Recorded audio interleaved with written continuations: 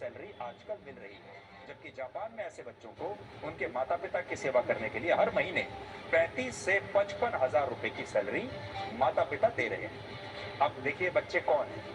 ये सारे वो बच्चे हैं जो कुछ समय पहले तक अपने माता पिता से अलग रह रहे थे, लेकिन कोविड के दौरान नौकरी चले जाने की वजह से, बेरोजगारी की वजह से या अपनी नौकरी में प्रेशर ज्यादा होने की वजह से इन लोगों ने अपने माता पिता के घर लौटने का फैसला किया और अब ये अपने माता पिता की सेवा करने के बदले में उनसे हर महीने तनख्वाह लेते हैं, उन्हीं के घर पर रहते हैं। इससे दो फायदे होते हैं। इनका पैसा बच जाता है क्योंकि ये किसी दूसरे शहर में अगर इतना बड़ा मकान लेकर रहेंगे तो इनके अपने खर्चे बहुत ज्यादा है और शायद इन्हें उतने पैसे की नौकरी ना मिले, तो बाहर सरवाइव करना मुश्किल है। जैसे ही अपने घर आते हैं तो घर माता पिता का मिल गया, पूरा सेटअप माता पिता का मिल गया और अब ये कोई और काम नहीं करते, सिर्फ माता पिता की सेवा करते हैं और कहते हैं कि आप ही हमें हर महीने एक सैलरी दे दीजिए, जिससे आप समझ सकते हैं कि अब माता पिता की सेवा करना भी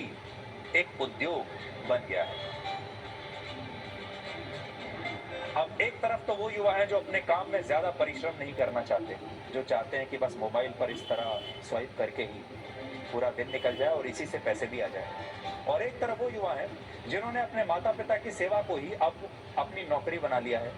लेकिन जो युवा बिना कुछ किए ही अपने घर बैठे सारी सुख सुविधाएं पाना चाहते हैं, आज उनके पास भी हमारे लिए एक अच्छी खबर है। इस तरह के सारे युवा चाहें तो आज राजस्थान शिफ्ट हो सकते हैं, क्योंकि राजस्थान में होने वाले विधानसभा चुनाव के लिए आज कांग्रेस पार्टी ने लोगों को 7 गारंटी दी है और इन गारंटीज को सुनने के बाद आपको भी यही लगेगा कि अगर आप राजस्थान चले गए तो वहां आपको ज्यादा कुछ करने की अब आवश्यकता नहीं है, वहां एक तरीके से राम राज्य आ ही गया है और वहां घर बैठे आपको पैसा मिलता रहेगा। कांग्रेस पार्टी ने कहा है कि अगर राजस्थान में फिर से उसकी सरकार बनी तो वो प्रत्येक परिवार की महिला मुखिया को सालाना 10,000 रुपए का भत्ता देगी। तो देखिए, जो महिला मुखिया है, हेड ऑफ द फैमिली, जहां महिला है जिस परिवार में, महिला को 10,000 रुपए सालाना मिलेगा। सरकारी कॉलेजों में दाखिला लेने वाले हर छात्र को मुफ्त लैपटॉप मिलेगा और टैबलेट दिया जाएगा। इसके अलावा सरकार लोगों का 15 लाख रुपए तक का मुफ्त बीमा कराएगी, जो प्राकृतिक आपदाओं के लिए मिलेगा, और 1 करोड़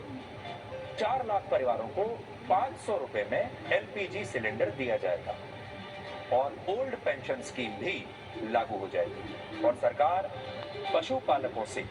2 रुपए प्रति किलो के हिसाब से गाय का गोबर भी खरीदेगी। यानी राजस्थान में कांग्रेस की सरकार अगर आई तो मुफ्त लैपटॉप से लेकर महिलाओं को 10,000 रुपए सालाना भत्ता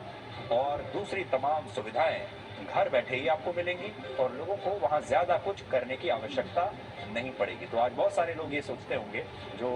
राजस्थान में नहीं रहते कि काश हम भी राजस्थान में ही रहते।